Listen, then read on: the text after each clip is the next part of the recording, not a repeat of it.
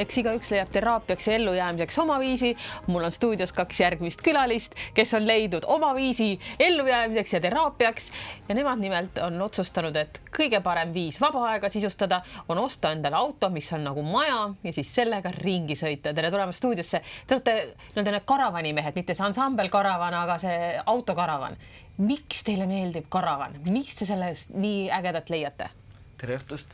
Tere minu poolt. Noh, põhjused on erinevad. Võib-olla peamine põhjus on see, et kuidagi enda vaba aega sisustada huvitavamalt ja noh, lõpuks see võib-olla kasvab isegi elustiiliks, nii et ei piirdu ainult vaba aja sisustamisega. Tegelikult eestlased on päris palju reisivad ja üks viis on selle karavaniga.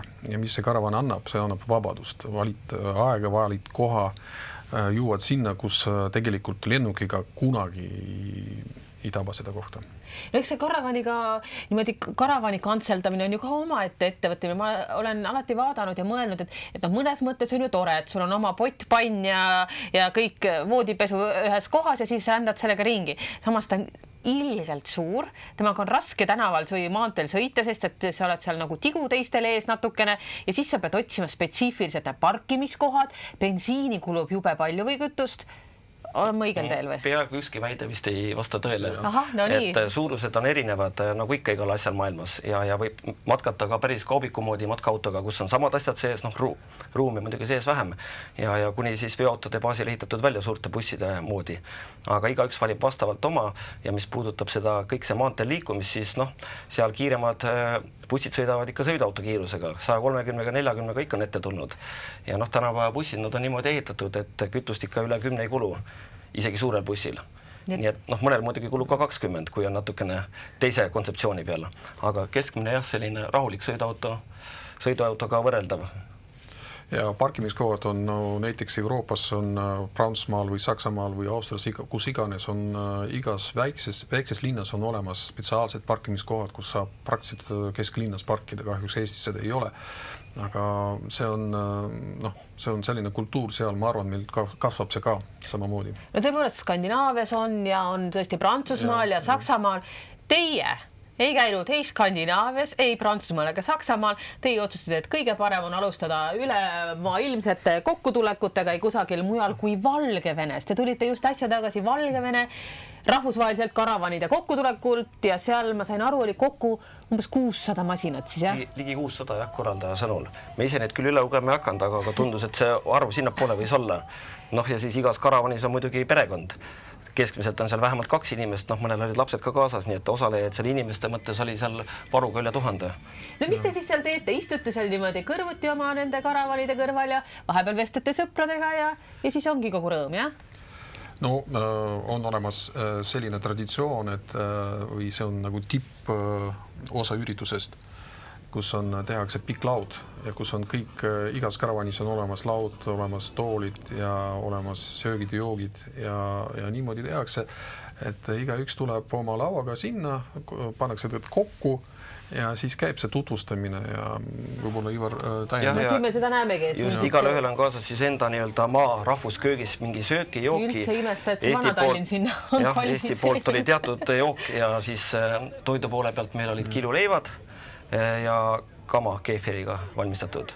Nii et see oli nagu Eesti poole ekipaažide panus. Aga kes see seltskond on, kes Valgevenesse üldse kohale tuleb? Et see ei ole selline väga lihtne riik, kuhu sa mõtleksid või mugav riik, kuhu sa mõtleksid minna? Jah, see on ka niimoodi, et rohkem on eelarvamus, kui asi on tegelikult teistmoodi.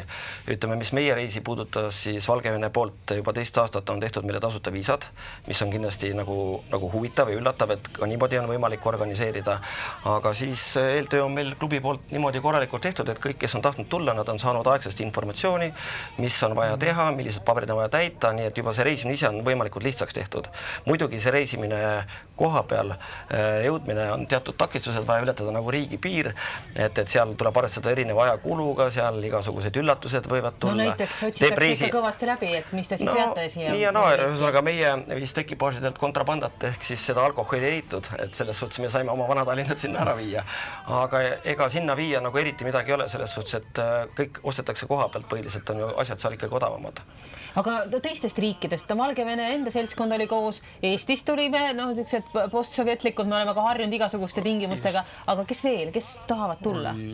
Prantsusmaalt oli natukene, siis oli poolakat oli päris palju, siis Leedust oli kuskilt 50 ekipaaži, päris suur, siis Valgevene ise oli mingi 70. Venemaa? Ja Venemaa, jah. Kokku 15 riiki. Ja meie tiival siis üle 30 ekipaaži Soomest. Et nendega oli tõesti nii, et nad mõtlesid, kas tulla või mitte tulla kodust välja. Noh, on muidugi julgemed, kes on läbi Venemaa reisinud ja tulevad igale poole üksi ka. Aga seal osa oli jah, Soomes oli neil öeldud, et olete kindlad, kuhu te ikka lähete.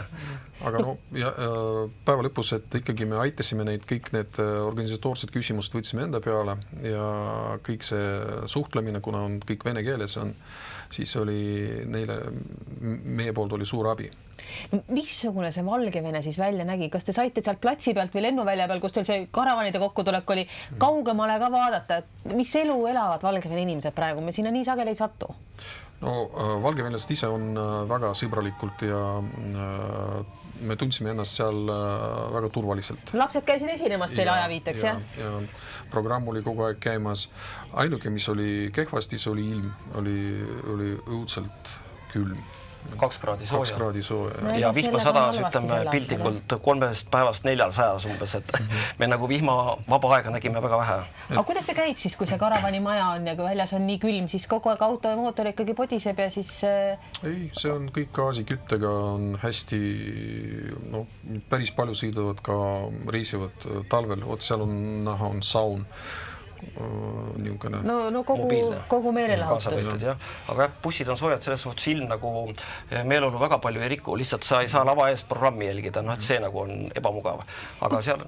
Kui palju näiteks nende inimestega, kellega te seal kokku saate või tuttavaks saate sellistel üritustel, no te edaspidi ka suhtlete, et järgmine aasta, no nüüd lähme, ma ei tea, Lätti saame kokku uuesti ja tulge meile külla ja kõik see käib. Kõik need 600 jälle tulevad ja... No, see võimalik. Eelmisel aastal me saime päris palju sõpru seal Valgevenes ja see aasta ka nägime seal samad näod ja eelmisel aastal nad käisid ka meie külla. Sügisel tulid Eestisse meie kutsel.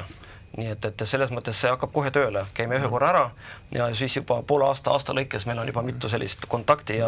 Muud kohe ka rallite ringi. No, enne kui te siia stuudist tulite, me palusime, et te võtaksite kaasa midagi, mis siis oleks iseloomulik teie karavani armastusele. Me kvalifitseerus siis 3 asja siia stuudisse. Kõigepealt on lipud, need, mis te panete alati endale autodele külge, selle järgi teid siis tuntakse ära. Siis teine asi on midagi ajaloolist. Mis siin pildi peal on siis? Miks just see pilt? Pilt on siis ühe meie ka praeguse tegevliikme, ühe vanema nii-öelda aktiivse liikme ise tehtud Haagisuvilla, mis on siis 80. alguses ehitatud mingi Soome mudeli järgi ja seal ees on siis Moskvitši moodi auto. Kui kaamerast on see ära tuntav, siis tegelikult see on ümber ehitatud ka, ma ei tea täpselt mida, aga on nagu päris ümber ehitatud, meenutab veel Moskvitši.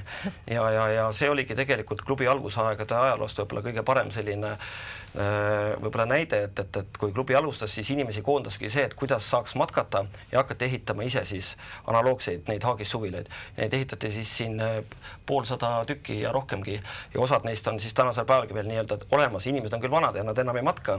Aga hoovi peal on pargitud ja saab käia niimoodi. Ja isegi meie Eesti kokkutulekutel nad tulevad ja siis me näeme ja saame katsuda, näeme, kuidas suusakepis on tehtud näiteks lauajalg ja sellised asjad. Väike nostalgia. Ja viimane, millele me küll pikevalt ei peatu, milleta ilmselt ma saan aru, ükski selline korralik matkaauto inimene välja ei lähe või on niisugune lemmikluga, mis vanasti oli kodu Antile, aga nüüd teil on selline oma kataloog, mida te sirvite, mida kõike võiks vaja minna, kõik need vidinad ja kruvid ja muu säärane. Nii et see käib teiega kaasas. See on terve maailm tegelikult. On siin kõik asjad olemas, mida vaja on. See on nagu iga matkaauto omaniku, Haagisuvila omaniku kohustuslik kirjandus, et kui sa oled selle korra ostnud, siis sa hakkad seda täiendama ja sellega sa tegeled isegi siis, kui ta on sul juba 10 aastat täiendatud, siis sa veel leiad siit mingi asja. Igal juhul suur tänu täna tulevast meile siia Ringvaatesse. 2 nädala pärast, ma saan aru, te juba jälle lähete kokku sinna üheskoos Jõgevamaale. Jõgevamaal Udutalus, jah. Just niimoodi. Aitäh tulemast!